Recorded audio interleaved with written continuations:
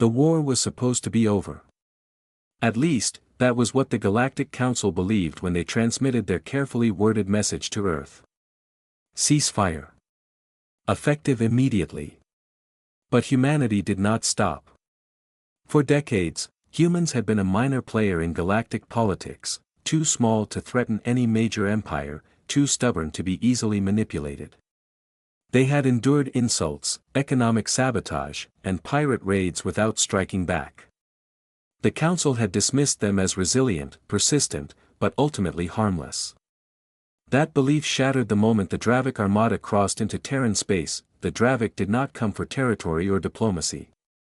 They came to annihilate. 12 human colonies were reduced to ash in the span of 3 days. Refugee ships drifted toward Sol, carrying survivors whispering of burning cities and glassed fields. At first, Earth behaved exactly as the Council expected: diplomatic protests, requests for sanctions, desperate calls for aid. But no one responded. The Dravik were too valuable as an ally, and the destruction of humanity was considered unfortunate but strategically acceptable. That was the mistake. Admiral Catherine Hale of the United Terran Fleet did not give speeches or issue formal complaints. She simply gave her captains a single directive: hit them hard. What followed was chaos, not for humanity, but for the Dravik. Their supply convoys vanished. Fuel depots erupted into silent blossoms of fire. Orbital drydocks drifted in shattered pieces, their crews alive but deeply shaken.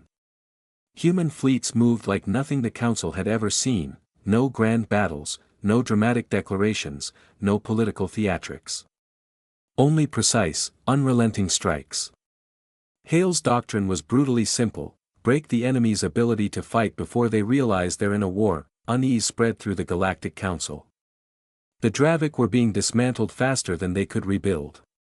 Entire sectors claimed that humans had developed weapons capable of bypassing shields entirely. When the Dravik Supreme Commander begged the Council for intervention, panic swept the chamber. Allowing humans to dismantle an empire unchecked would set a precedent none of them wanted. On the 43rd day of the war, the Council voted on an immediate ceasefire. The message was transmitted across the galaxy in every known language. Ceasefire. Ceasefire.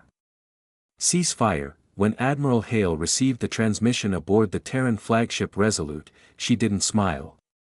She didn't even look up from her tactical display. "Transmit our response," she said. The comms officer hesitated.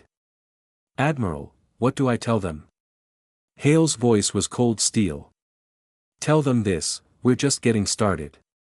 Humanity not only ignored the ceasefire, they accelerated. In the following week alone, 3 more Dravik shipyards were destroyed. Terran special forces infiltrated the Dravik High Command, stole entire data cores, and left behind mocking holograms of Terran flags.